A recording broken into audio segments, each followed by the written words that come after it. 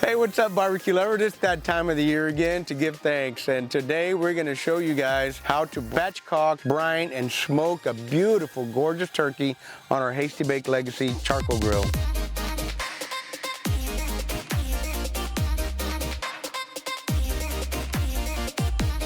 Now, cooking turkey can be very, very easy, but it can also be tricky for those folks who don't have as much experience as some of us do. One of the worst experiences you can have is an overcooked, dried out turkey. It happens a lot. And there's a few reasons why that happens. One of them is that people stick to that pop-up thermometer, which is totally useless and worthless. That's ruined many a turkey. The other one could be too much heat, not having a really good thermopin or a good thermometer to check the temperature, and also not monitoring the temperature as the turkey cooks. Part of our process today is going to be adding moisture in our grill, spatchcocking the turkey, brining it, and then using a good quality thermometer to monitor the temperature while it cooks. We're running here at about 375 degrees right now, so let's talk turkey. All right, barbecue lovers, let's talk turkey, starting with a spatchcock. There's two ways to do it. You can use a really good, sharp, sturdy knife, or you can use shears. Me personally, I prefer the shears. And in order to spatchcock your bird, all you have to do is flip it over with the backbone up, take your shears or your knife, and just kind of follow along both sides of the backbone. Once you get it done, you want to score that breastbone, crack it a little bit, flip it over, and then press down on it to make sure it is cracked all the way and it lays nice and flat. This will help cut your cooking time in half. The other thing that the spatchcocking allows is for the bird to cook nice and even all the way across. You're not gonna have a dry breast and a juicy thigh or vice versa. It's gonna come to temp pretty much exactly at the same time all the way across, so you'll have a nice juicy bird from the drumsticks to the breast. All right, now brining is the process of immersing your turkey into water that has other ingredients like salt, sugar, in our case poultry seasoning, and a little bit of nor caldo seasoning, which adds more flavor to the brine. Now, what the brine does with the salt through osmosis carries moisture into the cells of the turkey. That allows the turkey to stay juicy and moist once it reaches temperature. Once it's cooked, even after you rest it, it's going to be very, very moist. It's very hard to cook a dry turkey when you brine. Now, our brine consists of several ingredients. I like to use Morton salt first, and it takes 2 cups of Morton salt. I use the coarser, large grain salt. I'm also going to match the salt with 2 cups of sugar. Personally, I like to use light brown sugar. It adds a very mild, little different taste to the sugar, but you can use regular white sugar, white pure cane sugar. As long as it's sugar, it should be fine. Next thing I like to add is 2 teaspoons of poultry seasoning. Now, the poultry seasoning already comes with several herbs already blended together, what great chefs have found to be the best herbs that complement poultry. I like to use poultry seasoning in my turkey. It adds all that flavor that we're also used to tasting at the Thanksgiving table. Now, the last thing I use in my brine is 2 tablespoons of nor caldo de pollo, and that adds a lot of great flavor. It also comes with some herbs as well that also enhance the flavor of the turkey and just make it extra succulent, extra juicy. Has a little bit of salt in there as well, so we're adding a little more salt to our brine by adding the caldo de nor. Now, the last thing that I use, and then I want to point out to you folks, is I use Ozarka distilled water. Distilled water has no chemicals, no additives, no chlorine, all the stuff that comes in the tap water. Pure distilled water will not change the flavor of your brine. It will not have a chemical reaction with the salt or any of the other ingredients that are in your brine, so you'll just have nice pure water. Now, once I have all my ingredients together, I'll mix them together in a cup, pour them into a container, and I will add up to 2 gallons of water total. It's going to make a total of 2 gallons altogether. All right, now the last thing is there's a couple different ways you can brine your turkey. Now, for today's example, what I did, I used the extra large Ziploc bags. This one we went old school. We put it in a nice chest, put the turkey in the bag, and then poured the brine in the bag, zipped it up really nice and tight, double, triple checked that the seal is tight. Then we added a bunch of ice and a little bit of water that was already in the bottom of the ice chest. Now, that's the old school way. I do that sometimes because I normally cook 3, 4, 5 turkeys at a time, have a couple of really big ice chests. That worked great for me. But for one turkey, we use 2 gallons of water, 1 big bag in the ice chest. Now, there's also these really cool brine buckets of all sizes, shapes, and colors. You can find them online. In the description below, you'll find a link where you can order one of those. If you're gonna cook turkey more often, nothing wrong with having a brine bucket around to make the job a little bit easier. I personally like the bags and the ice chest method because when I'm done, I pull the turkey out, throw the bag away, dump the brine out down the drain, and I don't have anything to wash or clean up. Dump the ice and water out of the ice chest, we're done. Pretty simple, pretty easy, works great. Now I will tell you guys that for the amount of salt and sugar mixture that I have in the 2-gallon brines, you want to brine your turkey for anywhere from 14 to 20 hours. I would not probably go too much more than 20 hours because of the amount of salt in there. You don't want it to be too salty. All you want to do is for that salt to penetrate and through osmosis get into the turkey, bring the moisture in there and enhance the flavor and enhance the moisture. All right, now when I get it out of the brine, I'm gonna rinse it really, really well with some water in the sink. I wanna make sure I get all that extra stuff from the brine off of it, both on the top and the bottom. So rinse it really good, pat dry it with some paper towels, set it on your tray, and then I'm gonna go ahead and season the top, the skin part, with a little bit of kosher salt. And I'm gonna lay that on there just nice and even, not a whole bunch, just a little bit of salt. That will help continue to dry out the skin and enhance the crispiness of the skin and add some real pretty color as well. Today we're going to be running Bird Booster. It's one of my favorite poultry rubs. It's one of my competition rubs that I use on my chickens. And we're also going to be running Juicy Pig, which is also another one of my favorite rubs for both pork and chicken. So 2 great flavors that are going to really make my turkey pop and taste wonderful today. All right, now what I do, after the salt sits there for a while, I'm going to come in and rub it really good with some extra virgin olive oil.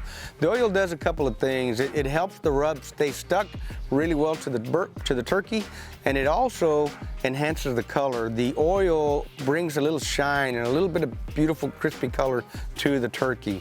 So one of the first things I do is lay the oil on there, cover it lightly with some Bird Booster, which has some herbs that are really poultry friendly. That's one of the reasons I like it. And then I rub that Bird Booster in a couple of times, really nice. And then I'm gonna come back a little bit later, about 5 minutes, and I'm gonna lay some Juicy Pig on there. Now the Juicy Pig has a little more garlic and a little bit of sugar in there, which really I think enhances and kicks that turkey up another notch in flavor. So I'm gonna rub that in really, really good too, let it sit a while. I like to have my rub on there a good 20 to 30 minutes before I actually put it on the grill. That gives it time to really flavor and hopefully help crisp up that skin and make it look pretty. All right, friends, we finished seasoning up the turkey. Now let's move on to the cooking process. First thing I did, clean out my Hasty-Bake Charcoal Grill, threw in some Hasty-Bake lump charcoal, which is basically hickory and oak, and then I'm gonna add a little bit of pecan in there. I added some pecan. There's a story behind that. When I was a young man and fairly newly married, my sister-in-law and her husband lived in Independence, Missouri. We flew up there to visit him one year around Thanksgiving, and he was smoking some turkeys. He was using pecan shells. I had never in my life eaten a smoked turkey. That turkey just totally knocked my socks off, blew me away, how incredibly good it tasted, smoked with pecan shells. So ever since then, that's always been my absolute favorite wood for turkey. It stuck with me in my brain, in my head, and I just love pecan with turkey. Now, of course, you can use cherry, you can use hickory, you can use apple, any kind of fruit wood you like or whatever you prefer, but that's my personal preference. I like pecan. Now, I'm using the Hasty-Bake lump charcoal. I really like it a lot. It's hickory and oak, but the thing about lump charcoal in general is that it doesn't ash up. It leaves almost 0 ashes on the bottom of the grill. So it's very, very minimal ashes. It doesn't get on your food. It doesn't have any fillers or additives or chemicals. It's just pure, real wood that's been burned down to a certain point and then shut off, and so it becomes lump charcoal. But it's actually really real wood. So besides that it's very, very little ash, it also adds an excellent flavor to your barbecue. Most of the times when you see videos or you read about turkey recipes in a recipe book, they talk about starting at 450 degrees or 475 or 425. That's all great in an oven. An oven is a very moist environment because there's no airflow going through there. Now in a barbecue pit environment, in a grill environment, there's a lot of airflow. That airflow is going to want to try to dry your bird out. So You want to start hot to kind of crisp up the skin and give it that real pretty color. Let the temperature come down slow. I like for my fire to settle in somewhere around 350 degrees to 375. That's kind of where I like to cook my turkey. That little bit lower heat kind of keeps the skin from splitting and blowing up. It also keeps the bird a little bit more moist and a little bit juicier over a little bit longer cook. Barbecue cooking and smoking is not a cookie cutter operation like an oven. So you kind of got to eyeball your operation, your process, and your progress as you're cooking. If you're noticing one side's getting a little more color than the other, or you can see the skin really hot, trying to bubble a little bit, you know, just kind of time it. I've got my timer set for about 15-20 minutes, and then I'll go look at it. And if it looks like it's burning or getting a little too hot on one side, I'm going to rotate that bird completely around 180 degrees. And that way you get nice, even color and nice, even cooking all the way around. I came in a little while ago and I put a rack under my turkey because, you know, it just makes it easier to rotate, pick the whole turkey up like that with my gloves.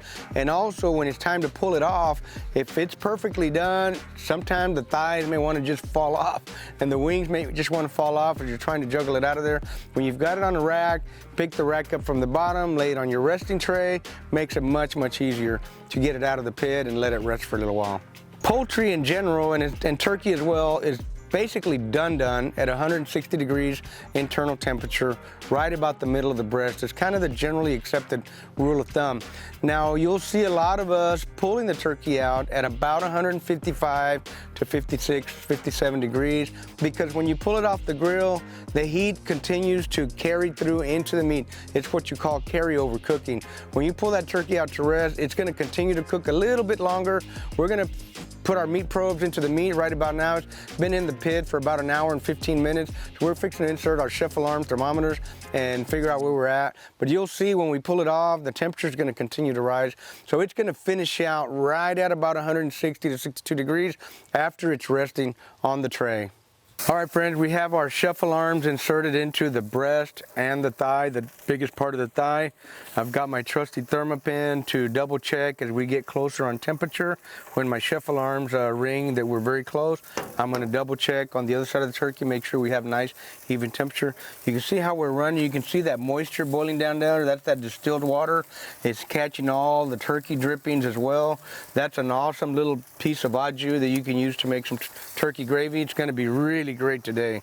You can see we've had the turkey on for approximately an hour and 20 minutes or so. Has beautiful color, it's nice and even. It looks gorgeous, just looking really, really pretty today.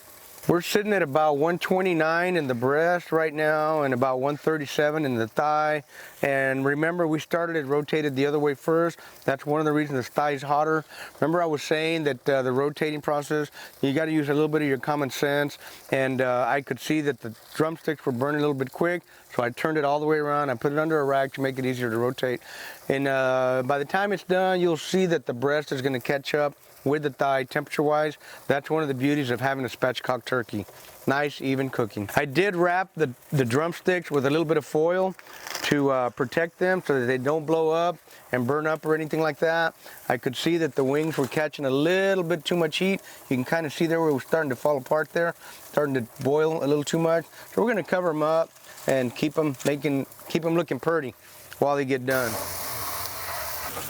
All right, friends, we've got a nice hot fire still going there. You can see the water sizzling and boiling. That'll probably make us some nice little gravy there. I'm gonna try to slow the heat down just a little bit for the second half of the cook. So I'm gonna lower that grate. One of the beauties of the Hasty-Bake, it's very adjustable, very user-friendly. So we're gonna lower that down. I'll probably put one more little piece of pecan in there to add that last little blast of smoke. And we're gonna slow the air down a little bit also. I'm gonna slow it down just a little bit. Try to finish at around 300 degrees finishing temperature. We've been running right around 350, 375. I'm gonna try to finish it off around 300 or so, more or less, so that turkey finishes nice and juicy. And like I said, cooking a turkey is really pretty easy. If you just apply a little bit of time, a little patience, and a little bit of technique, you'll have a wonderful turkey. Don't be afraid to experiment, and don't be afraid to run a test before the actual turkey day, so you can be sure to put out a really great, fantastic turkey for your holiday meal. Okay. All right, friends, that's our chef alarm. We hit 157. We're gonna turn these off. and we're gonna pull out this beautiful turkey. We're gonna go rest it inside on the kitchen counter and let it rest for about 35 or 40 minutes. Remember to keep the smoke light and make it work.